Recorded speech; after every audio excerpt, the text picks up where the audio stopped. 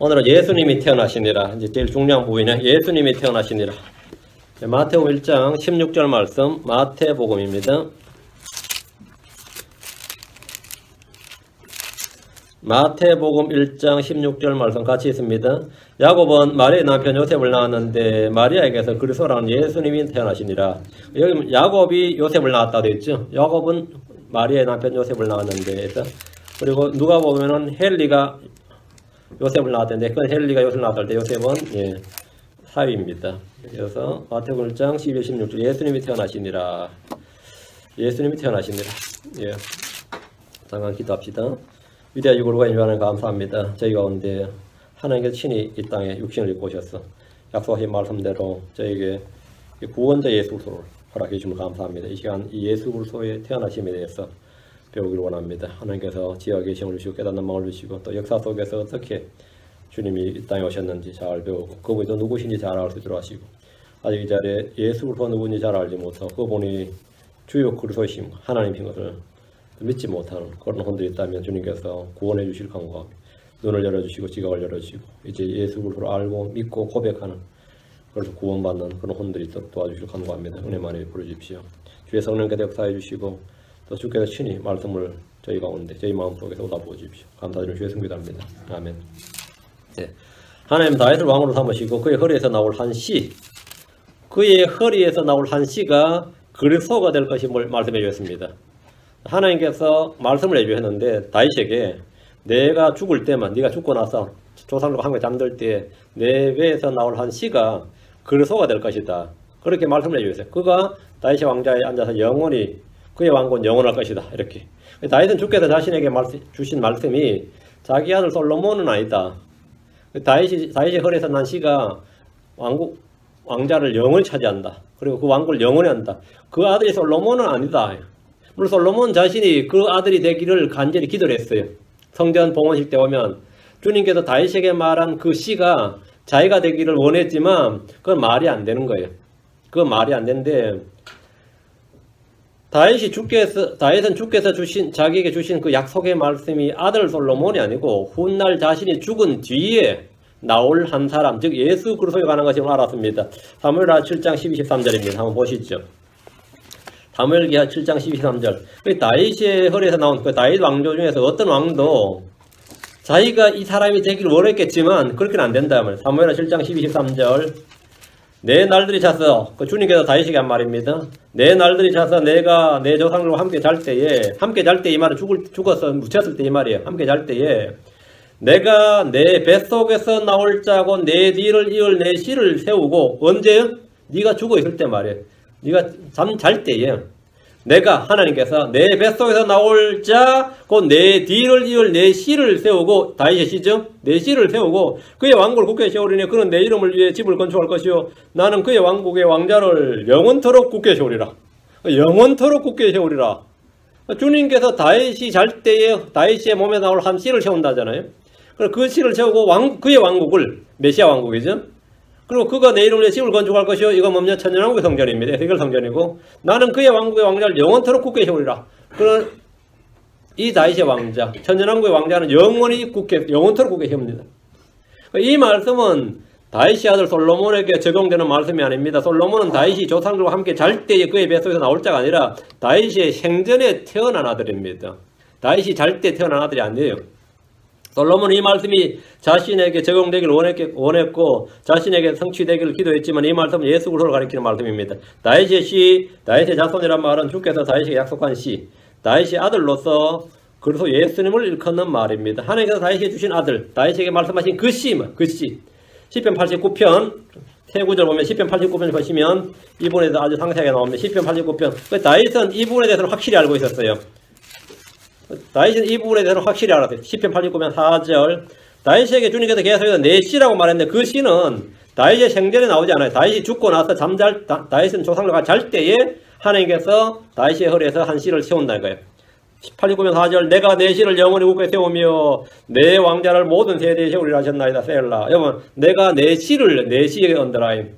다윗에게 말한 한 씨가 있어요. 내가 내 씨를 영원히 굳게 세우며, 이 씨가 누구냐 이거예요. 여기서 내 씨는 솔로몬이 아닙니다. 르호보암도 아니에요. 누구예요? 예수님이 있단 말이에요. 다윗의 아들로 태어날 예수 그리스도를 말합니다. 89편 29절. 또한 내가 그의 씨를 영원토록 지속되게 하며 그의 왕자를 하늘의 날들과 같게 하려다.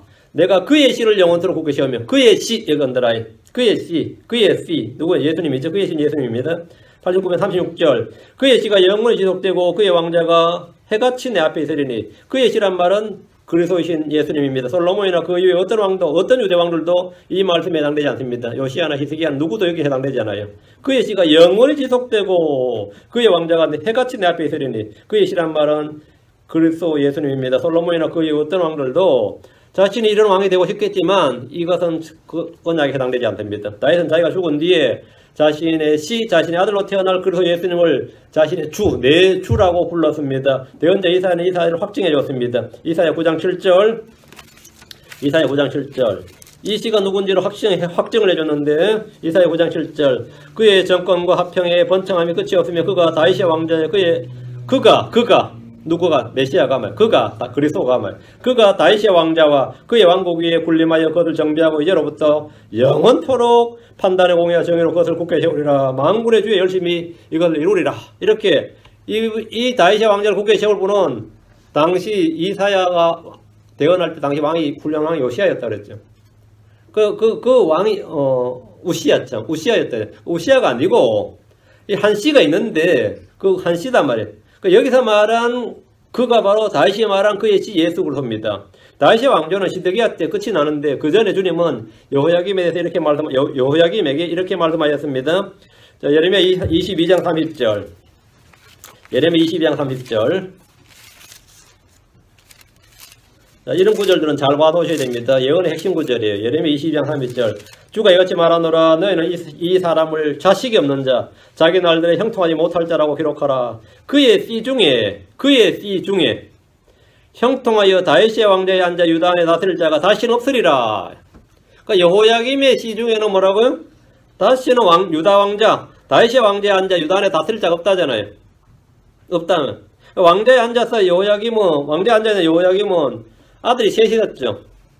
여호야긴이라는 아들이 있었지만 3개월 만에 바벨론의 포로 잡혀가 버렸습니다. 그 여호야긴은 이제 성경 이름이 아주 다양한 이름 나와요. 여호야긴, 고니야, 여고니야 다 같은 이름입니다. 여호야긴이 바벨론의 포로 잡혀가 버렸고 다시 뒤로 36장 30절, 예레미야 36장 30절. 그러므로 주가 유다왕 여호야김에 대하여 이같이 말하노라. 다윗의 왕대에 앉을 자가 그에게 없겠고 그의 시체는 버림을 받아 낮은 열기를 밤에는 서리를 맞으리라.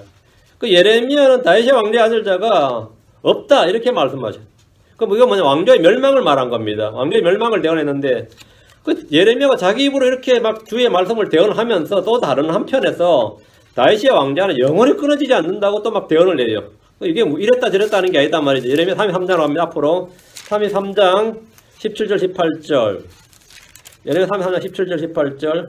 주가 이같이 말하노라. 이스라엘 집 왕대에 앉을 사람이 결코 다윗에게서 끊어지지 아니하며 또 내 앞에서 번제 업물 드리고 음식 업물에 불을 붙이며 계속해서 희생물 드릴 사람이 레위 사람 제사장들에서 끊어지지 아니하리라. 또 여기는 보니까 다윗의 왕좌에서 뭐라고? 끊어지지 않는다잖아요. 다시 왕좌에 앉을 자가 없겠다고 말했다. 여기서는 끊어지지 않는다. 이게 뭔 말이에요? 이것은 다윗의 씨로 오실 예수 그리스도께서 세우실 하늘의 왕국, 천년왕국에 관한 말씀입니다. 예수 그리스도께서 다윗의 쓰러진 장막을 다시 건축하고 세우십니다.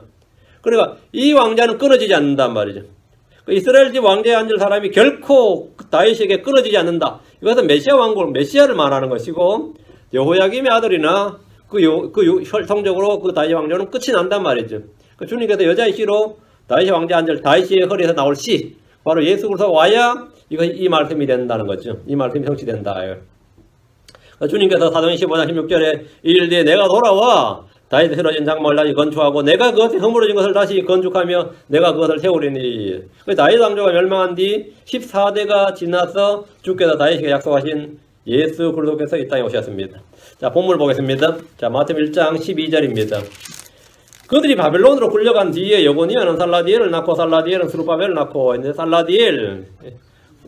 살라디엘입니다. 분명히 성경에 그래 나와요. 스알디엘, 구약의 스알디엘, KJB, 킹제임 성경에는 살라디엘인데 우리 성경의 개혁도 그렇고 흠정리 다 보면 스알디엘 이렇게 번역을 했습니다. 스알디엘이 아니고 살라디엘. 여고니아 왕은 바벨론으로 끌려간 뒤에 무려 37년이 지나서 복권이 되어서 그 후로는 평안한 여생을 보냅니다. 열왕기하 25장 27절 3절에 보면 유다왕 여호야긴이 포로 잡혀간 지 37년째 되는 해고 바벨론왕 에빌므로닥이 통치하기 시작한 해 12월 즉 그달 27일에 그가 유다왕 여호야긴을 감옥에서 내놓아 그의 머리를 들어 올리고 그에게 친절하게 말하며 그의 왕자를 자기와 함께 바벨론에 있던 왕들의 왕자보다 높이 두고 그의 죄수의 의복을 갈아입히니 그가 평생토록 계속해서 그 앞에서 빵을 먹었더라. 또 그의 쓸 것을 왕이 계속해서 그에게 주되 매일 정해진 비율로 그의 평생토록 날마다 주었더라.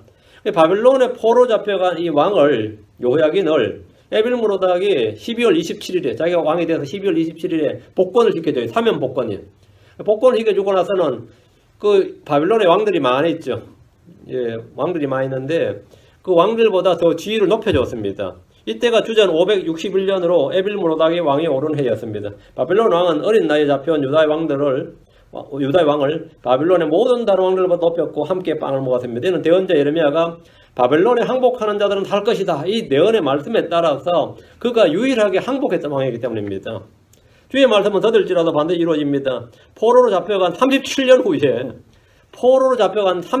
후에 주의 말씀이 그게 이루어졌습니다. 37년 후에. 근데 37년 후라고 해서 절망할 건 아니에요. 이 왕이 포로 잡혀간 나이가 8살이거든요. 8살에 왕이 되었으니까 37년 뒤면 몇 살이에요? 45세죠. 45세부터 평생 동안은 평안했었고 다시 복권이 됐단 말이죠. 여고니아가 바벨론으로 끌려와서 낳은 아들이 살라디엘입니다.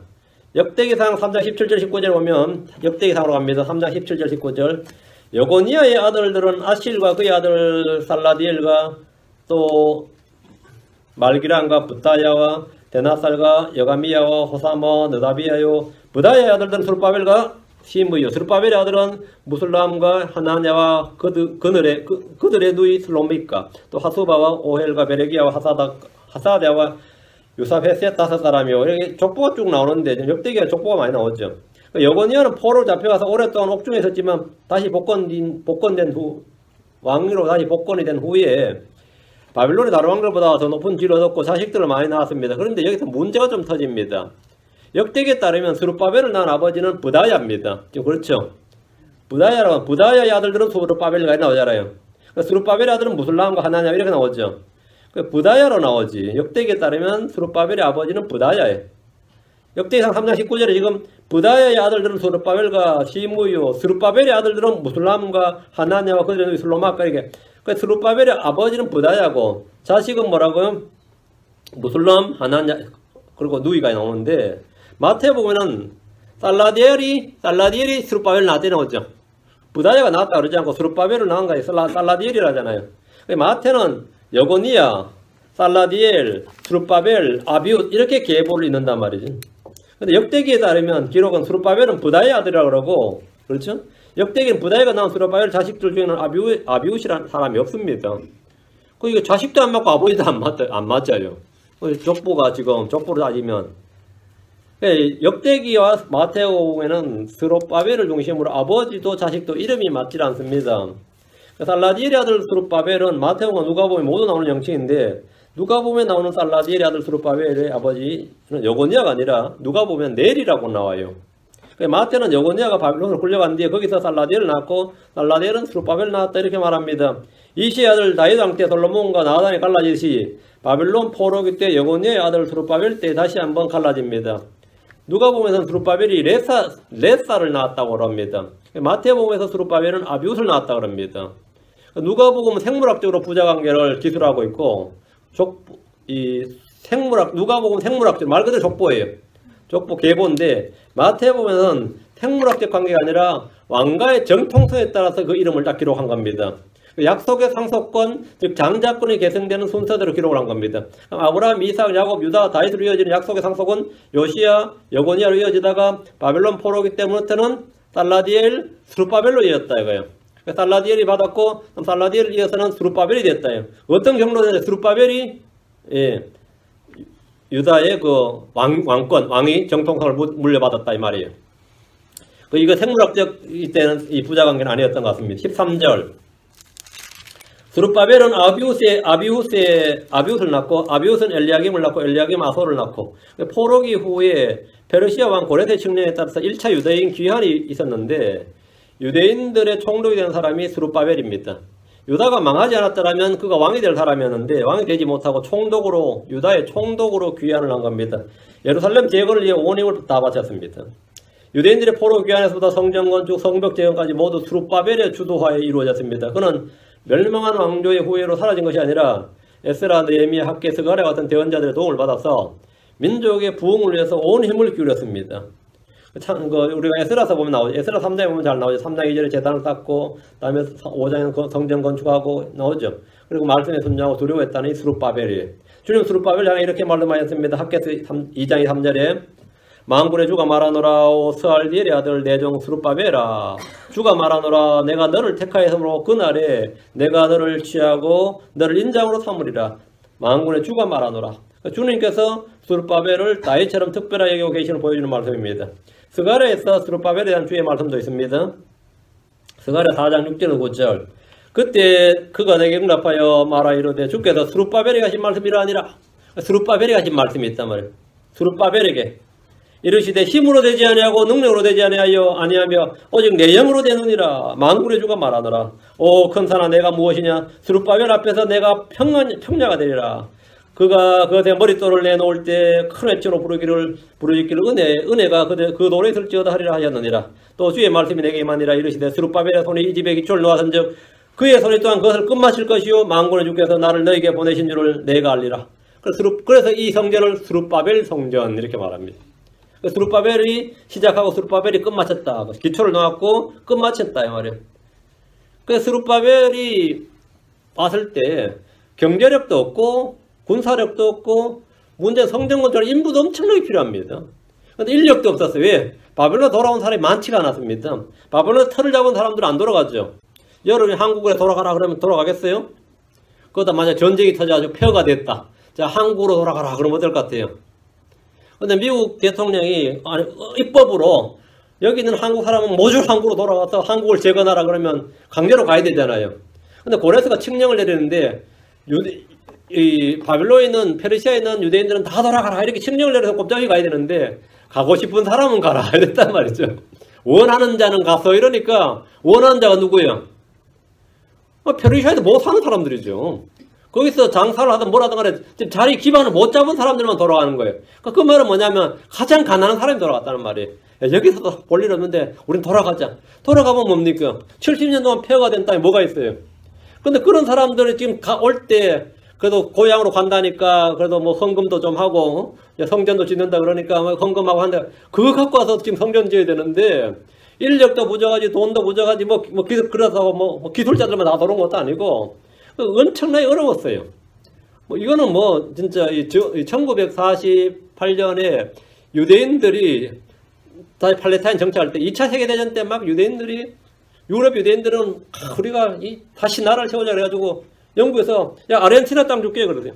아르헨티나 땅이 얼마나 좋아요. 진짜 좋죠. 그런데 유대인들 다 아르헨티나 가서 살면 되잖아요. 남미 가서 살아라 그러니까 우리가 남미 아니다. 우리는 무조건 여기 간다요. 예루살렘을 중심으로 가나안 땅에 갔는데 가보니까 폐허죠. 근데 여기 간 사람들이 그럼 유럽에 있는 지식인들이나 돈 있는 사람들, 미국에 있는 돈 있는 사람들이 나라식으로 이스라엘로 갔다. 아닙니다. 그때 간 이스라엘 사람들은 가장 가난한 사람들이었어요. 그때 1948년에 이스라엘 건국한 그 유대인들은 가장 가난한 사람들. 가장 가난한 사람이 나라 세워놓으니까 그때 이제 슬슬 들어오는 거예요. 전쟁도 터지고 말이죠. 전쟁 터지고 겨우 이기고 그랬죠. 그래가지고 겨우 이제 안정을 찾으니까 슬슬 들어오고. 지금도 많이 안 가잖아요. 관광이나 가지. 자기 고국이라 관광이나 잘 안 간다. 근데 지금 그 땅에도 마찬가지였단 말이에요. 근데 스룹바벨이 와가지고 사실 전부 다시 기초를 닦고 성전 세우고 성벽 짓고 느헤미야 같이 성벽 짓고 말이에요. 그렇게 했어요. 근데 주님께서 스룹바벨 하신 말씀이 뭐냐면 힘으로 되지 아니하고 능력으로 되지 아니하며 이 예루살렘 건축이라는 게 아니면 국가 민족의 부흥이라는 게 말이에요. 뭐라고? 힘으로 되는 일이 아니다. 능력으로 되는 일이 아니고 어떤 사람의 힘이라 어떤 사람 능력으로 되는 게 아니라 오직 내 영으로 되느니라. 그러니까 교회도 마찬가지입니다. 여러분도 마찬가지. 힘으로 되는 것도 아니고 능력으로 되는 것도 아니고 오직 내 영으로 되느니라. 이거 아는 사람이 크리스찬입니다. 이거 아는 사람이 크리스찬이.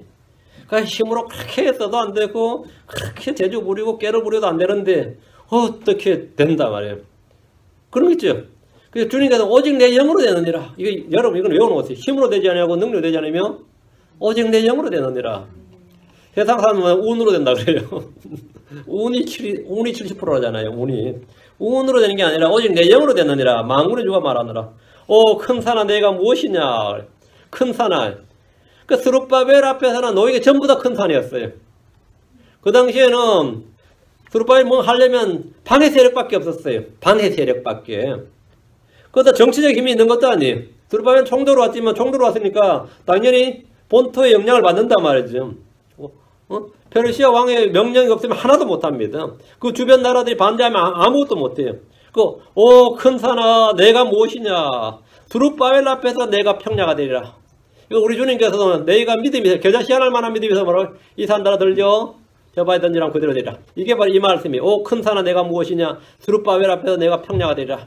여러분 앞에 있는 큰 산은 여러분의 하나의 명으로 되는 일이 앞에서는 전부 다 평야가 됩니다. 평야가 돼. 여러분 그냥 모퉁이에다 머릿돌 하나만 내놔도 그것이 그 돌에 은혜가 있을지어다 하면 성전되는 거예요. 그 말씀을 지금 스가랴 4장 6절 9절에 준 거예요. 그래서 이 성전을 뭐냐면 스룹바벨 성전 이렇게 말합니다. 스룹바벨은 아비웃을 낳았고 아비웃은 엘리야김을 낳았고 엘리야김은 아소를 낳았습니다. 이때 기록은 성경 속에 없습니다. 역대기상 3장 19절에서 24절 스룹바벨 후손들이 나오는데 마태복음과 전혀 맞지 않습니다. 이런 것을 성경의 부비트랩이라 그래요. 주의 말씀을 믿지 않는 자들 완전 혼란에 빠뜨리고 오류라고 생각하고 믿지 않게 하는 겁니다. 마태는 성령의 영광을 받아서 포로기 이후에 여고니아와 스룹바벨로 이어지는 14절을 기록했습니다. 당시 유대 역사는 암흑기로 접어들었습니다. 대언자들이 나와서 주의 말씀을 선포하지 않았습니다. 느헤미야 성벽 재건 이후에 성경에서 캐논이라 정교의 역사는 유다 역사를 더 이상 다루지 않습니다. 덕분에 마카빗을 비롯해서 각종 외경들이 당시에 쏟아졌는데 400년 동안 주님의 계시가 없었고 주의 말씀을 받은 대언자들이 말씀을 선포하지 않았던 거로 여러분이 그리스도로 된 에스더, 성경은 에스더 말고 그리스도로 된 에스더, 유딧, 마카비서 상하, 므낫세의 기도, 바룩, 벨과 벨과 용, 다음 수산나, 아사라의 기도, 에스드라 상하, 지에서, 집에서, 토빗, 예레미야 편지 등이 이때 외경으로 등장을 합니다. 이때 외경으로 등장해요. 외경으로. 스룹바벨이나 그의 아들들은 아무도 왕이 되지 못했습니다. 이는 주께서 말씀하신 그대로예요.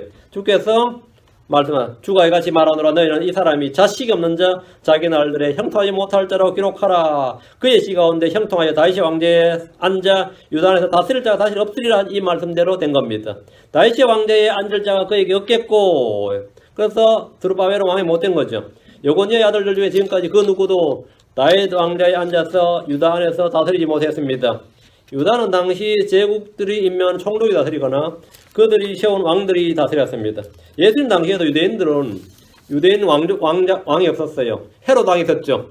헤롯 왕은 유대인이 아닙니다. 헤롯 왕조 자체가 유대인이 아니에요. 에돔 사람이었죠. 예수님은 고니아의 씨가 아닙니다.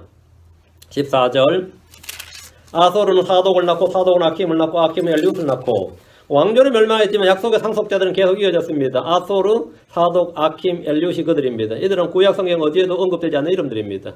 다만 마태를 통해서 이들이 다윗의 아들들이고 바빌론 포로기 이후에 유다에 돌아와 살았던 유다 지파의 다윗의 가문이라는 것만 알 수 있을 뿐입니다. 성경에 없는 이들의 행적을 추적하려면 외경이나 위경이나 세속 문헌들을 의지해야 되는데 이방인들의 때에 평민으로 살고 있는 이들을 기록한 역사가들은 아무도 없습니다.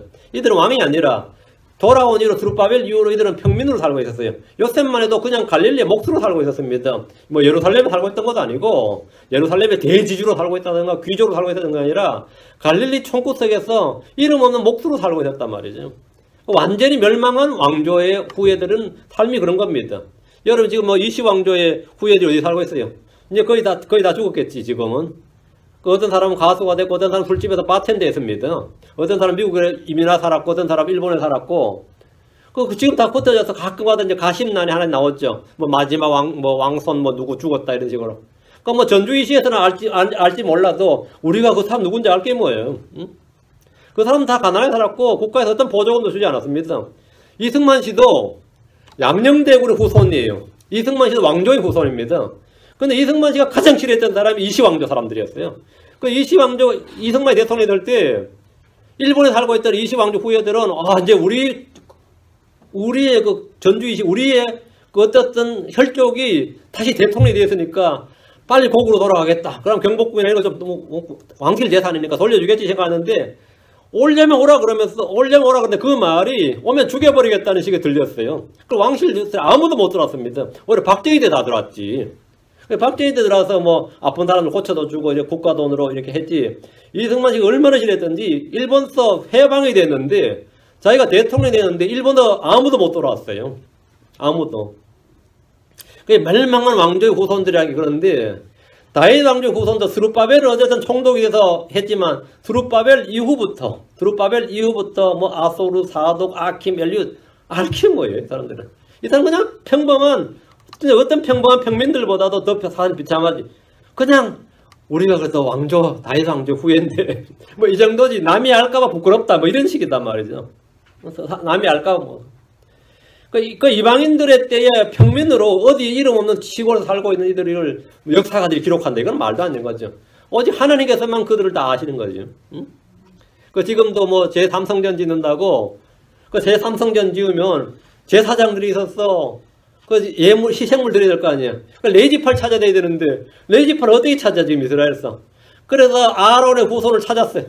근데 그 생물학에 유전공학의 힘을 빌려서 찾았더니만 아론의 76대 손이 이제 미국에 살고 있다는 거예요. 근데 그 아론의 76대 손을 찾아냈어요. 그럼 그 사람이 대제사장이 돼야 되는 거야. 근데 이 아론의 대제사장이 미국에 살다 보니까 예수를 믿게 된 거야. 아니, 나는 예수를 그리스도로 믿는다 하니까 이거는 아니, 이스라엘 대법원에서 난리가 난 거지. 그러면 안 되지. 예수 믿으면 아론의 직계가 예수를 믿으면 돼, 안 돼? 대제사장 못하죠. 근데 이 양반이 인터뷰를 하는데, 뭐, 진짜 맞는지 안 되는지 모르겠어요. 자기들이 하여튼 유전공학의 힘을 빌려서 찾아냈다는데, 사실 뭐, 그 사람이 인터뷰를 하는데, 내가 아론의 76대 손이다. 근데 난 예수를 믿는다. 예수를 믿는다는 말은 성전이고 희생으로 다 필요 없단 말이에요. 근데 그런 사람 어떻게 대제사장 삼아? 설령 만약 그런 문헌이 있다 하더라도 저는 신뢰할 수가 없는 겁니다. 자, 다시 15절. 마태복음 1장 15절. 엘리웃은 엘라사를 낳고 엘라사는 마단을 낳고 마단은 야곱을 낳고 엘리웃은 엘라사를 낳았다. 엘라사는 마단을 낳고 마단은 야곱을 낳았는데 세월이 흐르고 대가 끊이지 않고 계속해서 약속의 상속자들이 태어났습니다.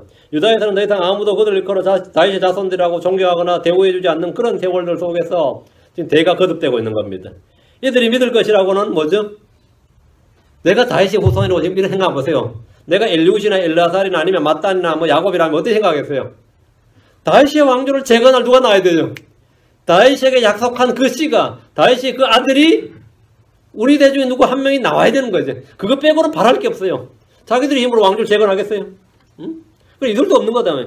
그러니까 이들이 믿을 것이라고는 조상 다윗이 주신 하나님의 약속의 말씀이 있는데 그 말씀이 오늘이나 내일이나 그 말씀 성취되길 기다리는 것밖에 없는 거예요.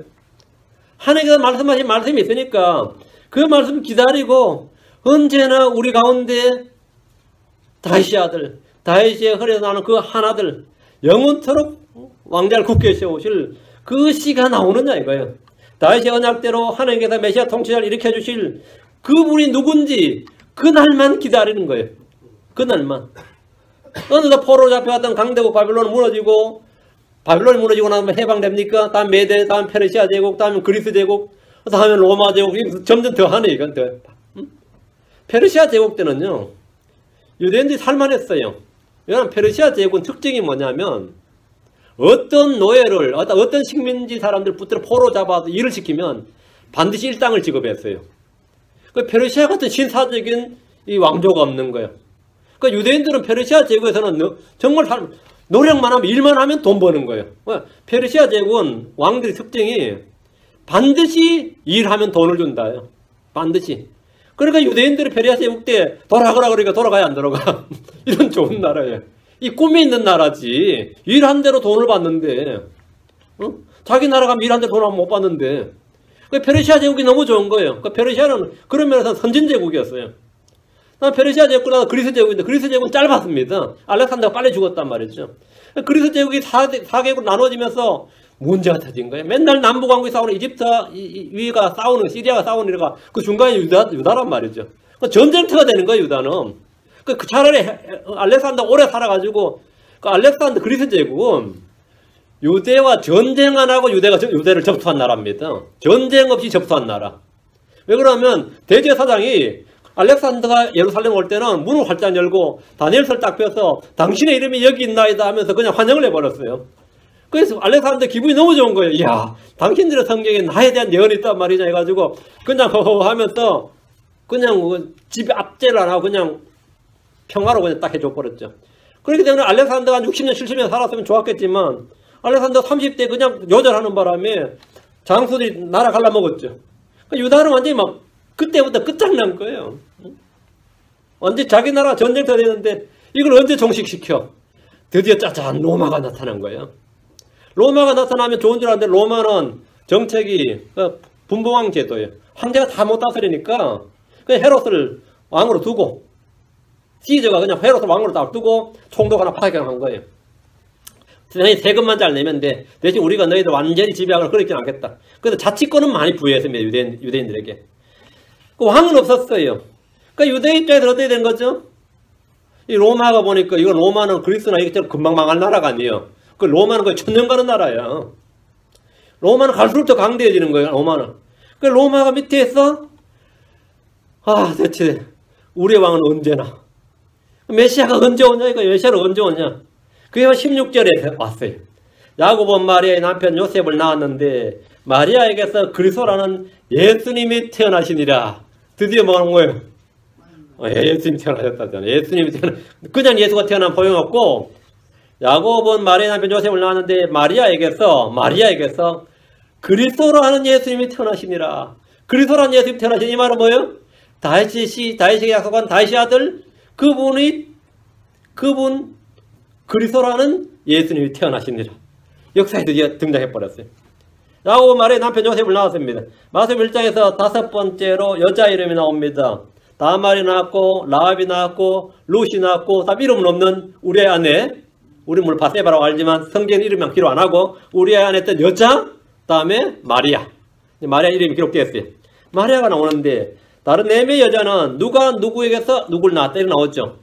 야곱은 누구에서 요셉을 낳았다가 아니라 야곱은 누군가의 남편 요셉을 낳았다 그럽니다. 성도 마태는 야곱은 요셉을 낳고라고 하지 않고 야곱은 마리아의 남편 요셉을 낳았다. 마리아의 남편 요셉을 낳았다고 기록하면서 캐톨릭이나 이단 종파들이 주장하는 것처럼 마리아는 평생 동정녀가 아니라 요셉이란 남편이 있었음을 분명히 알려줍니다. 요셉은 분명히 마리아의 정식 남편이었어요. 성경에 많은 요셉이 있지만 마리아의 남편 요셉은 특별한 사람입니다. 그는 마리아와 정혼했다가 예수님의 잉태 소식을 듣고 집으로 돌아와서 예수님을 낳을 때까지 동침하지 않았습니다. 야곱이 낳은 아들 요셉은 마리아의 남편이었고 요셉의 정혼녀, 요셉의 아내 마리아에게서 그리스도라는 예수님이 나타났습니다. 태어나셨습니다. 자, 로마 시대에. 그죠? 로마 시대에. 다윗에게 약속했던 바로 그분이 난 거예요. 다윗에게 말했던 바로 다윗의 씨가 드디어 나온 거죠. 이것이 예수님의 출생에 관련된 역사적 기록입니다. 예수님은 마리아의 남편 요셉의 씨가 아닙니다. 당대에 어떤 사람들 요셉을 예수님의 아버지인 줄로 생각을 했습니다. 누가복음 3장 3절에 사람들이 생각하기에 이분은 요셉의 아들이신데 사람들이 생각하기에는 목수 요셉의 아들이 아니냐 이랬어요. 요셉의 아들이신데 요셉은 헬리의 아들이요 했습니다. 어떤 사람들은 예수님 요셉의 아들이 아니라 마리아가 음행을 통해서 낳은 자식이다 이렇게 알고 있었습니다. 특히 갈릴리의 유대인들은 그렇게 많이 알았어요. 요한복음 8장 41절에 너희는 너희 아비가 행하는 일들을 하는도다 하시매 이에 그들이 그분께 이르되 우리는 음행을 통해 나지 아니하였고 우리에게는 한 아버지가 계시니 곧 하나님이시로다 하거늘. 자, 한번 생각을 해보세요. 유대인들이 우리는 음행을 통해 나지 아니하였고 이랬다. 그 말은 뭐냐면 니는 음행을 통해 났다 이 말이에요. 그렇죠? 예수님한테 니는 음행을 통해 났다. 우리 동네에 어떤 사람이 살고 있는데 자기 아들한테 마음대로 못하는 아버지가 있어. 옛날 유대사회는 봉건사회예요. 아버지의 권한은 아들의 생사 여탈권을 잡고 있는 그런 상태인데 요셉이 자기 나머지 아들들한테 하는 거하고 예수님한테 하는 게 각계에서 다르겠어요. 한번 생각을 해봐. 아무리 목수라 그래도 그 동네 사람들이 니네 큰아들한테 왜 그렇게 잡혀서 하나 그러면 어떨 것 같아요? 왜 큰아들한테 왜 그렇게 절절매냐? 성녀로 잉태했거든. 그러면 어떨 것 같아요? 우리 큰아들은 성녀로 잉태했거든. 아니면 큰아들은 뭐 사실 아들은 아들이지만 내 아들이 아니거든 하면 되겠어요. 동네 사람들이 생각해도 저거 문제 있다, 저거. 요셉 아들 아니다. 분명하다. 생긴 것도 다르잖아. 뭐 이런 거죠. 피부색도 다르고. 거의 마리아 요셉은 거의 준 흑인이었습니다. 마리아 요셉은 가나안 데 살고 유대인은 요셉의 12아들부터 다 흑인들과 결혼했어요. 요셉도 요셉의 아들부터 출애굽 요셉이 이집트 여자하고 결혼했잖아요. 모세도 이디오피아 여인하고 결혼했고 뭐 미디안 여인하고 결혼했고 다 가나안 때 살던 사람들은 다 흑인들이었어요. 그것도 400년을 4대 동안 거기 이집트에 있었단 말이죠. 그 이후로도 마찬가지였고. 그래 물론 완전 흑인은 아니었겠지만 그런 혼혈이었다고. 그 유대인은 기본적으로 흑인족이에요. 셈족인데 흑인과 이 혼혈족이란 말이에요. 근데 예수님은 어떨 것 같아요? 좀 다르겠지. 성령은 되니까. 제 그 음행으로 탄 거 맞다. 제가 마리아 저 분명히 사고 쳤다. 그 요셉이 저 고생한다 이런 거예요. 그래서 그 당시에는 그 나사렛에는 공공연한 비밀이 우리는 음행을 통해 나지 않냐였고였어요. 예수님한테 대놓고 앞에서 이제는 예수님 자꾸 뭐라 그러면 앞에서 얼굴 앞에서 대놓고 그러잖아요. 니는 음행을 통해 태어났다 이래요. 사람들이 생각하기는 요셉의 아들인데 사실 요셉의 아들이 아니다. 마리아가 임신한 상태로 요셉에게 갔기 때문에 그런 의심을 사기에 충분했어요. 그런 의심을 사기에 충분했습니다. 야곱은 마리아의 남편 요셉을 낳았습니다. 중요한 것은 요셉이 아니라 마리아이고 마리아가 낳은 그리스도 예수님입니다. 요셉은 마리아의 남편이지만 성경은 요셉은 마리아에게서 예수를 낳았다 이렇게 하지 않습니다. 요셉은 마리아에서 예수를 낳지 않았습니다. 요셉이 낳지 않았다고. 요셉은 예수를 낳지 않았습니다. 자, 여기서 누가복음 3장 2, 3절과 약간 문제가 있습니다. 마태복음 1장 6절과 비교해서 읽어보면 자, 누가복음 3장 2, 3절에 지금 마태복음 1장 16절은 뭐냐면 야곱은 마리아의 남편 요셉을 낳았는데 마리아에게서 그리스도란 예수님 태어나시니라 했죠. 누가복음 3장 2, 3절에는 비로소 예수님 자신이 30살쯤 되시니라. 사람들이 생각하기에 이분은 요셉의 아들이신데 요셉은 헬리 아들이요. 마태복음에는 야곱은 마리아의 남편 요셉을 낳았다 이렇게 돼 있고 야곱이 요셉을 낳았다 돼 있고 누가복음은 요셉은 헬리 아들이다 이렇게 되죠. 그럼 요셉의 아버지가 누굽니까? 요셉은 누구의 아들이고 아버지 누구인 겁니까? 성경의 모순이라고 하는 이 부분은 모순이 아닙니다. 둘 다 맞습니다. 낳았다와 아들이다 표현은 정확히 같은 의미가 아닙니다. 야곱은 요셉의 생물학적 아버지입니다. 친부죠. 낳았다 이것은 생물학적 유전적 관계고 아브라함은 이삭을 낳고 이삭은 야곱을 낳고 표현은 생물학적 유전적 관계입니다. 그리고 마태복음에 따라 야곱은 요셉을 낳은 생물학적 아버지 친부입니다. 다른 가능성이 없습니다. 성경에서 누구누구의 아들이다 이 말은 반드시 생물학적 유전적 관계일 필요는 없습니다. 친아들이나 양자나 사이나 상속자나 모두 다 아들입니다. 심지어 결혼하지 않는 바울은 디모데를 아들이라고 그랬어요. 다윗은 이세의 아들이며 동시에 사울의 아들입니다. 사울이 다윗을 부를 때 뭐라 하냐면 내 아들 다윗아 이래요. 내 사이 다윗아 그러지 않고 내 아들 다윗아 이렇게 외친 장면을 저는 사무엘상에 몇 번 나옵니다. 이세는 다윗을 낳았습니다. 그러나 사울은 다윗을 낳지 않았습니다. 그런데 다윗은 이세의 아들이기도 하고 사울의 아들이기도 합니다. 사울은 다윗을 내 아들이라 불렀고 다윗이 아버지라 불리지만 다윗을 낳지는 않았습니다. 이것을 마태복음의 방법으로 기록하면 이세는 다윗을 낳았다가 되고 누가복음의 방법으로 기록하면 다윗은 사울의 아들이요 이렇게 됩니다. 이 둘은 모순이 아닙니다. 누가복음에서 마리아의 남편 요셉은 헬리의 양자이거나 사이입니다. 생물학적 아버지가 둘일 수는 없기 때문입니다. 그럼 우리는 간단하게 마태복음에 나온 야곱은 요셉을 낳은 아버지고 헬리는 요셉을 입양했거나 입양받은 사이겠죠. 사이로 삼은 아들임을 쉽게 알 수 있습니다. 마리아의 남편이므로 사이로서 아들임은 극히 자연스럽습니다. 당시 사회적 관습에도 사이를 아들로 삼는 일은 흔한 일이었습니다. 그러므로 마태복음에 나오는 야곱은 요셉의 친부이고 누가복음에 나오는 헬리는 마리아의 친부고 요셉은 요셉의 장인이 됩니다. 한국 문화에도 사이는 아버님 하죠. 저도 하고 이야기할 때 우리 어머니가 그러면 등산에 한참 있다가 장모님요 이러거든. 제가 친어머님 일찍 돌아가시기 때문에 어머님이랑 장모님밖에 안 하니까 장모님 이야기를 자꾸 어머니 하면은 등산에 한참 있다 장모님요 이야기예요. 그런 거 있죠. 또 반대로 어떤 이야기 한 사람은 하나 듣다가 저도 어떤 친구 이야기하다가 그 친구가 아버님 잠깐 미국 다녀가셨다 그래서 아버님 다녀가셔서 그냥 장인 어른 그 사람 장인 저는 그 둘 다 아는데 한참 듣다 뭐 좀 이상해가지고 지금 장인 어른 이야기한 거냐 지금 그 이야기 그러면 맞지 아니면 시아버지 이야기냐 이 이야기가 아버님 아들 이게 지금 성경에 그런 식의 기록입니다. 자, 다시 16절 마태복음 1장 16절 마리아에게서 그리스도라는 예수님 태어나시니라. 이 말씀 인류 역사의 가장 위대한 장면입니다. 마리아에게서 그리스도라는 예수님이 태어나시니라. 남자를 알지 못하는 여자, 처녀의 몸에서 그리스도라는 예수님이 태어나셨습니다. 하나님께서 성령을 통해 육신을 입고 이 땅에 오셨습니다. 하나님께서 사람이 되셨는데 밖의 모습만 그런 것이 아니라 여자의 몸에서 정상적인 수태기간을 거쳐서 사내 아이로 태어나셨습니다. 이것은 과학으로 생물학적으로 설명할 수 없는 일입니다. 뭐 요즘 가끔 가다 뭐 단성생식, 무성생식 하는데 그게 아마 예수님이 생물학적 표현하면 그렇게 됩니다. 성경에 따르면 디모데전 3장 16절, 디모데전 3장 16절에 논쟁의 여지가 없이 위대하도다. 하나님의 성품의 신비는 위대하도다. 논쟁의 여지가 없이 하나님의 성품의 신비는 위대하도다. 하나님께서 육체 안에 나타나시고, 하나님께서 어디 나타나셨다고요? 육체 안에 나타나시고, 하나님께서 육체 안에 나타나시고, 이분이 예수님입니다. 하나님께서 육체 안에 나타나시고, 성령에서 그렇게 되시고, 천사들에게 보이시고, 이방인들에 선포되시고, 세상에서 믿기시고, 영광 속으로 올려서 영접을 받으셨느니라. 예수님은 하나님에서 육체 안에 나타나신 분입니다. 말씀이신 하나님이 육신이 되신 분입니다. 그분은 참 사람이시고 참 하나님이십니다. 드디어 하나님께서 아브라함에게 약속하신 씨, 다윗에게 약속하신 씨이신 분께서 마리아에게서 사람으로 사람의 아들로 태어나셨습니다. 다시 16절 마리아에게서 그리스도라는 예수님이 태어나시니라. 그냥 예수라는 사람이 태어났다는 뭐 의미가 없어요. 당시 예수라는 이름을 가진 사람은 유대 땅에 많습니다. 지금 멕시코 사람들 이름 중에 헤수스라고 있죠. 그 예수입니다. 히브리어로 예수는 예슈아예요. 예슈아라 불리는 이름은 구약성경에 29번 나옵니다. 예슈아라는 이름은 흔한 이름입니다. 뭐 다니엘, 엘리야 하는 것처럼 우리가 그 유명해서 그렇지 이름 자체가 귀한 이름이 아니고 예슈아라는 이름은 구약성경에서 많이 나온 이름이고 여러분 신약성경에도 바예수라고 나왔죠. 바가 아들이라는 뜻이요. 예수의 아들 이 뜻입니다. 그 예수라 이름이 한국에 뭐 철수, 뭐 영희 하는 것처럼 이름이 흔한 이름들 있잖아요. 그처럼 예수라는 이름은 흔한 이름이에요. 근데 마리아에게서 그리스도라는 예수님이 태어나셨다예요. 그리스도라는 예수님은 한 분밖에 없습니다. 하나님은 때가 참에 자신의 아들을 보내셨는데, 하나님께서 자신의 아들을 보내셨는데, 여자에게서 나게 하셨습니다. 아들을 어떻게 보내셨나?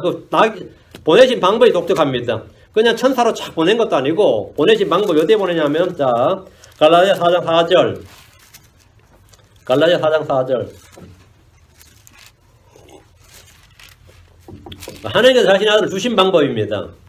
하나님께서 자신의 아들을 이 세상에 어떻게 주셨냐면 여자에게서 나게 하셨다는 거예요. 갈라디아 4장 4절 그러나 충만한 때가 이르면 하나님께서 자신의 아들을 보내서 여자에게서 나게 하시고 율법 아래 있게 하셨나니 보면은 충만한 때가 이름에 그 아브라함에 약속하셨고 다윗에게 약속하셨고 해서 때가 충만히 그 때가 이제 fulfilled 때가 찼어. 하나님께서 자신의 아들을 보냈는데 어떻게 보냈다는 거예요? 여자에게서 나게 하시고 여자에게서 이 여자가 마리아입니다. 그 여자에게서 나게 하시고 율법 아래 있게 하셨나니 하나님께서 자신의 아들을 여자에게 나게 하셨고 그 여자가 마리아란 겁니다. 여자에게 나신 그리스도라는 예수님은 인류에서 유일무이한 인물입니다. 그분은 하늘에서 나신 분입니다. 그분은 하나님이 낳으신 유일한 아들입니다. 여자에게서 태어났는데 분명히 여자에서 났는데 하늘에서 나신 분이고 하나님이 낳으신 유일한 아들입니다. 그분은 살려주는 영이 되셨습니다. 그분은 유일하게 죄가 없으신 분이고 죄를 알지도 못하신 분입니다. 그분은 죄를 짓지 아니하시고 입에 교활함도 없는 분입니다. 그분은 거룩하시고 해가 없으시고 더러움이 없으시고 죄인들로부터 분리되시고 하늘보다 더 높이 되신 분입니다. 그분은 우리를 위해 희생물로 드려지신 분입니다. 그리스도라는 예수님이 여자에게 태어나셨습니다. 우리는 우리 죄로 인해 죽습니다. 예수님 죄가 없는 분인데 죽으셨어요. 우리의 죄로 인해 죽으셨습니다. 사람들은 각자 다 자신의 죄로 인해 죽습니다. 예수님은 자신의 죄가 없는 분으로 죄를 알지도 못하신 분인데 죽으셨어요. 우리를 위해 우리의 죄가 되셔서 죽으셨습니다. 유일무이한 분입니다. 유일한 이 예수 그리스도를 이 예수님이 누구든지 그분이 그리스도의 힘을 알고 믿으면 구원받습니다. 누구든지 그분이 그리스도의 힘을 시인하고 마음에 믿고 입으로 시인하면 그 순간 하나님의 아들들이 되는 권능을 주셨습니다. 이건 하나님의 선물입니다. 유대인들 중에는 그분이 그리스도인 줄 알고 믿는 사람도 있었고 믿지 못하는 사람도 있었고 좀 믿게 해달라고 막 주님을 협박하는 사람도 있었고 주님한테 증거를 보이라 그러고 왜 자꾸 우리한테 의심하게 만드냐고 따지는 사람도 있어요. 이 문제로 막 의견이 막 갈라졌는데 요한복음 7장 41절 42절 10장 24절 세 구절 봅니다. 요한복음 7장 자, 예수라는 인물이 이 땅에 왔어요. 이분이 대체 누구시냐는 게 이게 지금 핵심입니다. 이분이 대체 누구시냐. 그냥 대언자들 중에 아니냐, 그냥 랍비냐, 그냥 훌륭한 사상가냐, 아니면 훌륭한 종교인이냐 말이야. 그냥 목수의 아들에 불과하냐, 아니면 사기꾼이냐, 진짜 그리스도냐, 뭐 누구냐, 이분이 대체 누구냐 이거야. 요한복음 7장 41절 42절 다른 이들은 이분이 그리스도시다 하되 어떤 이들은 그리스도께서 갈릴리에서 나오시겠느냐, 성경 기록 이르기를 그리스도께서 다윗의 시에서 나오시며 또 다윗이 있던 베들레헴 고을에서 나오시리라 하지 아니하였느냐 하며, 성경에 따르면 분명히 그리스도는 다윗의 시라요. 그 유대인들의 상식이었죠. 다음에 베들레헴에서 나오신다. 근데 예수님 갈릴리 사람으로 알려져 있었단 말이죠. 갈릴리 출신이에요. 갈릴리란 것은 유대 땅 제일 북단이에요. 캘리포니아로 치면 산호세 이상. 완전 노던 캘리포니아, 저기 워싱턴 경계 지역. 한국으로 치면 간도 지역 정도 돼요. 함경도가 아니고 간도나 만주 지역. 서울도 아니고 평양도 아니고. 유대 땅 베들레헴에서 태어나야지. 왜 갈릴리 예수라잖아요. 갈릴리라는 것은 조한지 북쪽이고, 유대 사마리아 갈릴리란 말이죠. 유대가 남부고 사마리아 중부고 갈릴리가 북쪽인데, 그 갈릴리 북부제 거기서 갈릴리에서 나오시겠느냐? 갈릴리에서 나오면 성경 말씀에 따르면 아니지. 그럼 사람들이 보니까 이렇게 표적을 많이 하고 건너를 많이 해서 예수 그리스도 맞구만. 아니지. 이게 지금 분분한 거죠. 예수님이 그리스도인 줄 믿지 못한 이들 중에는 그분이 갈릴리에서 나왔다고 잘못 알았다는 이들도 있습니다. 그리스도라는 예수님은 다윗의 시에서 나셨고 베들레헴 고을에서 나셨습니다. 유대인들은 예수님이 그리스도인지 아닌지 정확히 분명히 알고 싶어서 시험하기도 했고 묻기도 했고 분명하게 말해달라고 확답을 요구하게 됐습니다. 10장 24절 진짜 그리스도라면 믿죠. 근데 그리스도인지 아닌지 지금 못 믿게 해서 지금 난리가 난 거예요. 인 것 같기도 하고 아닌 것 같기도 하고 내가 믿어야 되는지 안 믿어야 되는지 사람들이 고민인 거죠. 오늘 우리가 전도하면 어때요? 믿는 사람도 있고 안 믿는 사람도 있고 그 어떻게 믿냐고 그러는 사람도 있고 그렇죠. 다 다르단 말이죠. 요한복음 10장 24절 그때 유대인들이 그분 주위로 와서 그분께 이르되 당신은 언제까지 우리로 하여금 의심하게 하시나이까? 당신이 그리스도라면 우리에게 분명하게 말씀하셨사오며 언제까지 우리한테 의심하게 하냐고. 예수님한테 네가 죄인이다 이거야. 왜 자꾸 우리한테 의심하게 하냐고. 어? 진짜 그리스도라면 우리에게 좀 분명하게 내가 그리스도라고 말하고 I'm the Christ 하란 말이에요. 그럼 예수님이 뭐라고 그래요? 내가 한두 번 말했냐고 그러지. 내가 한두 번 말했냐 이거요. 내가 한두 번 보여줬냐 이거야. 주님은 그들에게 내가 말하였으나 너희가 믿지 아니하였도다. 그 표적 보여달라고 그러고 표적 보여주면 한 번 더 보여달라고 그러고 더 확실한 표적 보여달라고 하늘에서 하늘에서 내려온 표적 보여달라고 그러고 이 표적은 안 된다 그러고 뭐 어떻게 해도 안 됐죠. 저도 어떨래 전도하다 보면 그래요. 어떤 사람이 진짜 예수님이 하나님이시면 진짜 당신 말이 맞으면 하나님 오늘 밤 내 꿈에 나타나게 해달라고 한번 기도해보라 그래요. 그럼 내 꿈에 사흘만 나타나면 내 믿을게 그래. 이러다고 아니면 하나님 직접 내 눈에 나타나서 보여달라고 그럼 내 믿죠. 내 눈에 나타나면 내가 왜 안 믿겠어요? 이런 사람 있죠. 그럼 내가 그러죠. 네 할 수 없다. 대할란 데까지 기다리겠다 그래요. 할 수 없다. 대할란 데 천사들이 하늘 날면서 근데 전화할 때 그때 그럼 믿어라. 지금은 때가 아닌가 보다. 뭐 할 수 없다. 니 대할란까지 기다려라 그래요. 그 하나님 말씀을 가지고 전했는데 안 믿으면 말이죠. 죽은 놈이 다시 일어나서 전해줘도 안 믿습니다. 그건 분명히 성경이 아브라함이 한 말이에요. 모세와 대언자들의 글이 있는데 그걸로 믿으라 이거야. 그러니까 우리 형제들은 근거로 믿는 사람들이 아니다 그러니까 그걸로 안 믿으면 죽은 자가 다시 일어나도 죽은 나사로 다시 일어나서 그 부잣집에 가가지고 당신 형님이 죽었는데 지금 지옥에서 고통 중에 있으면서 나를 보냈다 그러면 몽둥이에 찜질 당합니다. 이 미친놈의 자식이 어디서 지금 와가지고 악담을 해야 되냐 그러고 우리 형님이 얼마나 선행을 많이 해보시고 사람들 존경받는 부자였는데 그럼 맞아 죽어요. 여러분 가족 가운데 여러분 누가 와가지고 병상에서 죽어갔나 병상에서 일어났다 그러면 여러분이 놀랍네 그러고 말지 막 거기 감동받고 하나님은 살아계시네 그래요? 아니면 폐암 환자 말기였는데 의사는 보름밖에 못 산다 그랬는데 6개월도 살고 1년도 살다가 막 예수 증거하다 죽어버렸어. 야 놀랍네 그래요? 별일 다 있네 그렇지. 안 그래요? 하나님께서 생사복이라는 게 다 주의 손에 있는 겁니다. 그 하나님께 있는데 사람들은 얼마나 많이 증거를 보여주고 얼마나 많은 체험을 하고 얼마나 많은 증거를 들어도 주님 하신 말씀이 내가 말하였으나 너희가 믿지 아니하였도다. 그런데 그런 사람들도 뭐라 그래요? 언제까지 의심하게 하시나니까 분명히 말해주소서, 증거를 주소서 이런다고. 언제까지? 황당한 거죠. 아마 나중에 심판석 가서도 그럴 거예요. 나도 믿고 싶었는데, 나도 믿고 싶었는데, 목사들이 개판이었습니다. 교회가 개판이었습니다. 우리 엄마가 권사고 아버지가 장로였는데 집에 맨날 싸움만 났습니다. 안 그러겠어요? 응? 나는 그래서 안 믿었다고. 우리가 될 수 있는 변명은 굉장히 많습니다. 굉장히 많아요. 그리스도가 예수라 사느냐 그리스도냐 말이에요. 예수님 진짜 하나님 아들 맞느냐고. 예수님은 자신이 그리스도라는 사실을 분명하게 말씀하셨고 거듭 말씀하셨고 표적들로 보이셨고 행하신 일들로 입증해 주셨고 심지어 제자들을 사도로 삼으셔서 그들로 하여금 또 그거를 몇십 년간 입증하게 하셨어요. 성령께서 그분이 그리스도의 힘을 입증하셨습니다. 성경 기록이 그분이 그리스도의 힘을 입증합니다. 서류보다 더 정확한 거. 성경이란 서류보다 더 정확하니 이건 리튼 다큐멘터리입니다. 성경이란 것은 예수 그리스도에 관한 리튼 다큐멘터리예요. 이 리튼 다큐멘터리가 있는데 이건 변할 수 없는 후대에 기록한 기록이라면 공자는 어때요? 공자가 죽기 살아있어. 공자가 태어나기 전에 공자가 하는 기록이 한 줄이라도 있습니까? 없습니다. 소크라테스가 있었다. 성인이다. 그럼 소크라테스가 살아생전 아니면 그 사람이 태어나기도 전에 그에 관한 기록이 한 줄이라도 있습니까? 없습니다. 전부 다 후대에 그의 제자들이 기록한 거예요. 그렇죠? 열이 부처, 석가모니 어때요? 살아생전은 고사하고 그 전에 그에 관한 기록은 단 한 줄도 없습니다. 예수님은 살아생전은 고사하고 예수님 이 땅에 태어나시기 전에 구약 39권 이만큼 두꺼운 책이 그분에 관한 기록이 있습니다.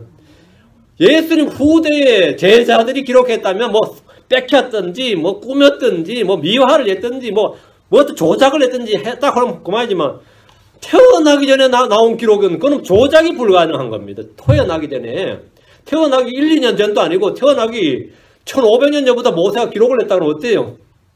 태어나기 1500년부터 수십 명의 기록자들이 다른 세대에 한 권씩 그분에 대한 기록이 있단 말이죠. 그것도 귀에 걸면 귀걸이, 코에 걸면 코걸이식의 기록이 아니라 문자 그대로 정확하게 베들레헴이면 베들레헴하고 이름이 딱 적혀 있습니다. 그 중부 지역 어디 이렇게 돼 있지 않고 베들레헴 이렇게 딱 돼 있다고. 응? 주님께서 죽으시면 십자가에 죽으시면 그분이 죽는다고 딱 돼 있고 3일 밤 3일 낮다고 정확하게 딱 돼 있단 말이죠. 숫자까지 정확히 딱 돼 있단 말이에요. 그거는 귀에 걸면 귀걸이, 코에 걸면 코걸이 그런 식의 예언이 아니면 추상적 예언이 아니에요. 누가 읽으면 알 수 있다. 성경의 기록은 뭐라고요? 예수님의 확실한 법률적 증언이고 이거 서류예요. 이건 변개할 수 없는 입증적 자료단 말이죠. 이건 안 믿을 수가 없는 겁니다. 예수가 태어나기 전에 이미 그분에 대한 기록들이 다 있는데 그분이 태어났어. 그러면 그분이 한 일이 태어나기 전에 그분에 관한 기록과 일치하면 뭐가 되는 거죠? 예, 여러분이 짝을 맞출 때 열쇠와 자물쇠와 열쇠도 짝이 맞아야 되잖아요. 거울을 쫙 해도 맞아야 파격인지 뭔지 이게 증명이 되는 것처럼 구약과 신약이 쫙 맞으면 뭐가 되는 거예요?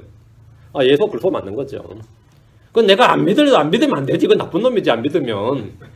그런 증거를 주었는데 안 믿으면 그놈이 문제가 되는 거지. 안 믿는 걸 당연시하면 안 되죠. 혹시 이 자리에 여러분 예수 안 믿는 걸 당연한 것처럼 생각하면 아주가 사악한 놈이지. 그거 어떻게 당연해. 그거 안 믿는 놈이 미친 놈이지. 그런 증거를 보면서 어떻게 안 믿을 수가 있냐고요. 응? 그건 안 믿으면 안 되는 거죠. 그죠? 근데 사람들은 그건 궁금한 거예요. 그래 자꾸 보여달라 그러고 해달라 그러는데 주님께서 성경 기록을 탐구하라. 성경이 곧 나에 관한 증언이다. 성경이 곧 나에 관한 기록하였느니라. 그 search for the scriptures. 성경 기록을 탐구하라. 성경 기록을 찾아보라. 성경이 곧 나에 관한 기록이다. 나에 관한 증언이다 이거예요.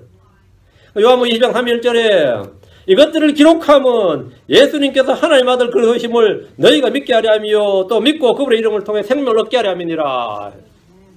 그러니까 믿는 게 논리적이고 이성적인 거죠. 안 믿는 게 비논리적이고 비이성적인 겁니다. 그러니까 믿는 사람이 미친 사람이 아니라 안 믿는 사람이 미친 사람들이죠. 주님께서 이것들을 왜 기록했느냐 이거야. 예수님께서 하나님 아들 그리스도의 심을 너희가 믿게 하려 함이요 또 믿고 그분의 이름을 통해 생명을 얻게 하려 함이니라. 해마다 연말이면 크리스마스 트리를 만들고 카드를 보내고 선물을 주고 받으며 캐롤송을 부르고 그걸 또 즐거워하는 이들이 정작 예수는 그리스도를 믿지 않습니다. 정작 예수는 그리스도를 믿지 않습니다. 참으로 웃기는 일입니다. 다시 16절 마태복음 16절 마리아에게서 그리스도라는 예수님이 태어나시니라. 하나님이 사람이 되시고 영이 육체가 되고 말씀이 육신이 되신 놀라운 사건이 한 사람의 출생으로 역사 속에 나타났습니다. 나타났어요. 예수님 하나님께서 약속하신 대로 아브라함의 씨를 취하셨습니다. 히브리 2장 16절에 진실로 그분께서는 자기 위에 천사들의 본능을 취하지 않으시고 자기 위에 아브라함의 씨를 취하셨도다. 아브라함의 씨를 취하셨도다. 예수님께서 아브라함의 아들이라 불린 이유입니다. 예수님은 하나님께서 처음에 말씀하신 여자의 씨입니다. 에덴의 동산에서 이미 말씀하신 여자의 씨가 바로 예수 그리스도입니다. 현대과학과 의학과 생물학에서 이를 이해할 수 없다고 말해도 이것은 예언된 일입니다. 미리 기록된 말씀입니다. 이사야 7장 14절에 그러므로 주께서 친히 한 표적을 내게 보내주시리라. 너에게 주시리라. 보라 처녀가 후퇴하여 아들을 낳고 그 이름을 임마누엘이라 하리라. 보라 처녀가 후퇴하여 아들을 낳고 처녀가 후퇴하여 아들을 낳고 처녀가 후퇴하여 영레이디가 아니고 젊은 여자가 아니고 처녀가 후퇴하여 아들을 낳고 그의 이름을 임마누엘이라 하리라 했습니다. 그래서 갈라디아 4장 4절에 그러나 충만한 때가 이르면 하나님께서 자신의 아들을 보내사 여자에게서 나게 하시고 하나님께서 자신의 아들을 보내셨어요. 어디 있어요? 여자에게서 났다고. 여자에게서 나게 하시고 그다음 마리아라는 여자에게서 예수 그리스도라는 예수가 태어났단 말이에요. 뱀은 여자를 속임으로 아담을 험죄했습니다. 하나님은 여자를 통해 마귀를 멸하신 겁니다. 여자의 씨를 통해 마귀를 멸하신 겁니다. 하나님의 보호 방법이죠. 예수는 우리와 동일한 살과 피를 취하셨습니다. 우리의 연약함을 모두 체험하셨습니다. 우리와 동일한 시험을 다 받으셨고 고난을 당하셨습니다. 그분은 죽음을 맛보셨습니다. 예수는 육체를 따라 다윗의 씨로 오셨습니다. 다윗의 씨로. 사도행전 2장 31절에 그런 대언자이므로 하나님께서 이미 자기에게 서약으로 맹세하사 육체를 따라 자기 허리에 열매해서 그리스도를 일으켜 자기 왕자에 앉힐 것을 알았고 그 다윗은 대언자였어요. 하나님께서 이미 자기에게 서약으로 맹세하셨다. 하나님께서 다윗에게 서약으로 뭘 맹세하신 거예요? 서약으로 맹세를 하셨는데 육체를 따라 다윗의 허리에 열매해서 그리스도를 일으켜 자기 왕자에 앉힐 것을 알았다. 자기 허리에서 그리스도를 일으켜 자기 왕자에 앉힌다. 그리스도께서. 그 다윗의 허리에 열매해서 그리스도를 일으켰다요. 그리고 자기 왕자에 앉을 것을 알았다. 이거예요. 알았다. 다윗은 알았고 그것을 예언했습니다. 그분이 누구냐 이거예요? 예수님입니다. 그리스도라는 예수님이 드디어 나타나신 거예요. 나타나신 거죠. 로마서 1장 3절에 자신의 아들 예수 그리스도 우리 주에 관한 것이라 그분께서 육체로는 다윗의 씨에서 나셨고 육체로는 다윗의 씨에서 나셨습니다. 디모데후서 2장 8절에 나의 복음대로 다윗의 씨에서 나신 예수께서 죽은 자들로부터 일으켜진 것을 기억하라.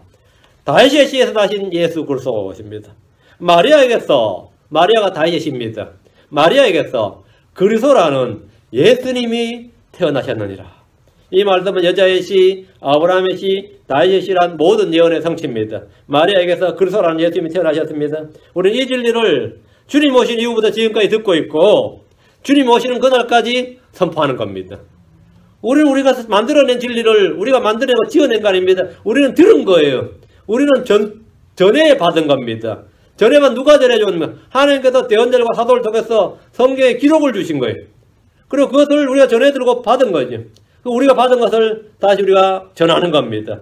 이것이 우리가 이 땅에서 살아가는 존재이고 목적이고 주께 받은 사명입니다. 이 일을 하면 여러분은 실직자가 되든 무직자가 되든 일이 없든 간에 여러분은 언제나 하나님의 사역자입니다. 여러분 하나님의 일을 하면 거기에 대한 사역비는 누가 줄 것 같아요? 예. 여러분이 하나님의 일을 하면 하나님의 공급자가 됩니다. 하나님이 나의 고용자예요. 난 하나님께서 내가 고용이 됐다. 그럼 누가 고용자예요? 하나님의 고용자입니다. 성도나 교회 회원이 물주가 아니고 하나님의 물주예요. 하나님 사용자고 하나님 고용자고 하나님이 뭡니까? 주이십니다. 주님이 롤드예요. 주님이 롤드예요. 여러분의 주는 누구십니까? 예수 그리스도입니다. 여러분이 이제 사는 모든 건 누구에게 나온다고 생각합니까? 내 힘으로 내 손으로 아닙니다. 주께서 나온 겁니다. 여러분이 지금 살고 있는 삶의 모든 기반, 삶의 모든 것은 다 주님으로부터 나온 겁니다. 여러분 그 육체의 힘이든지 심지어 여러분 죄를 짓는데도 그 힘조차 사실은 주님으로 나온 겁니다. 건강도 없으면 죄 못 지어요. 근데 그 건강도 주님으로 온 건데 근데 주님께 받은 걸 여러분이 잘못 쓰는 거지. 죄를 지으면 주께서 받은 것을 내가 잘못 사용하는 거예요. 주께 받은 위임 받은 권한, 주께 받은 힘, 건강, 시간, 물질 모든 것 다 잘못 사는 거예요. 예수님이 나의 주시라면 하나님의 뜻대로 사용해야 됩니다. 나는 그분의 청지기, 나는 그분의 종입니다. 예수님 나의 주시다 이거. 이 사실, 예수님이 우리의 그리스도이고 나의 하나님이시고 나의 주시다. 이 사실을 받아들이고 마음에 믿는 자는 뭐라고요? 구원을 받으리라.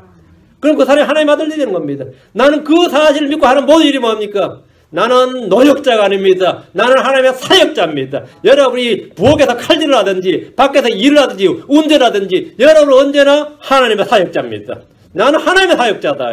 그러면 하나님께서 나에게 필요한 모든 걸 만다? 그분의 풍성하심에 따라, 그분의 풍성하심에 따라 공급하시리라. 여러분 하나님 주신 것들을 헛되이 사용하지 않기 바랍니다. 인생을 낭비하지 말라 이 말이에요. 시간을 낭비하지 말라는 겁니다. 여러분 돈을 낭비하지 말고, 여러분 정력을 낭비하지 말고, 여러분의 주어진 어떤 것도 헛되이 허비하지 말고 주를 위해 사용하시기 바랍니다. 예수님이 태어나셨다요. 예수님이 베들레헴에 몇 번 태어났다 하더라도 그분이 내 마음속에 내 안에 거하지 않으면, 내 속에 태어나지 않으면 난 아무것도 아닙니다. 여러분이 아무리 캐롤을 부르고 아무리 찬송을 모여도 예수님 그분이 내 안에 없고 내 밖에 있다면 나는 그분과 아무런 관계도 아닙니다. 그분을 내 속에 영접하는 것, 그분이 내 안에 계시고 내가 그분 안에 받아들여진 것, 그 사람들이 바로 하나님의 아들들입니다. 그분은 하나님의 아들들이, 여러분 모두 다 하나님의 아들들입니다. 나는 아니다. 나는 예수 그리스도의 세대가 아니다. 이런 사람들은 지금 이 시간 이실 직고하고 하나님 앞에 회개하셔야 돼요. 죄를 내가 지금까지 예수 안 믿고 산 죄를, 예수 안 믿고도 그냥 뻔뻔하게 산 죄를 용서해 주시옵소서. 이렇게 이 시간 예수를 믿습니다. 예수를 주요 그리스도를 믿습니다. 참 뻔뻔하지. 60, 70, 80에 살면서 예수 안 믿고 살았어요. 하나님 주신 모든 가지고 살면서. 그럼 어떻게 되겠어요? 회개해야지. 어떻게 하긴 어떻게 회개하고 예수 믿어야죠. 이 시간 회개하고 예수 믿고, 믿는 분들은 하나님 앞에 내가 많은 것을 헛되이 보낸다든가 내가 하나님 주신 모든 것들을 인식하지 못하고 의식하지 못하았다면 지금부터 그걸 알고 거기에 복음이 합당한 삶을 사는 크리스천들, 오늘 2018년 바로 그렇게 시작하는 겁니다. 그렇게 시작하는 겁니다. 남은 모든 생의 날들을 그렇게 삽시다. 기도하겠습니다. 위대하시고 거룩하신 주 하나님 감사합니다. 하나님께 도와주시고 긍휼 베풀어 주셔서 저희가 구원받은 것도 하나님 은혜고, 저희가 이 땅에서 살아가는 모든 육체의 날들 하루하루도 다 주의 은혜입니다. 우리가 가진 모든 것이 다 주께로부터 나온 것이고 주께 받은 것입니다. 우리가 마치 받지 않는 것처럼 사는 때도 있고, 마치 우리 자신의 것이 우리 자신에서 난 것인 줄로 알 때도 있고, 그렇게 하루하루를 살 수도 있고, 모르고 살 수도 있고, 믿지 않고 살 수도 있고, 또 아버지 하나님 별로 중요하지 않게 그렇게 간과하면서 살아올 수도 있습니다. 아버지 하나님 저희 죄를 용서해 주시고 저희를 불쌍히 해주시고 긍휼을 베풀어 주시면 저희의 모든 죄를 주의 피로 깨끗이 씻어주시고 성령으로 또 정결하게 해주시고 말씀의 물로 또 씻어주셔서 선한 양심과 순수한 양심을 갖게 하시고, 또 선한 마음에 나오는 또 믿음, 아버지 하나님 또 순수한 양심에 나오는 그런 믿음을 다 소유하도록 도와주시고, 아버지 복음에 합당한 삶을 하루하루 주님 오시는 그날까지 살아갈 수 있도록 인도하여 주시옵소서. 모든 것이 주께로부터 나온 것을 믿습니다.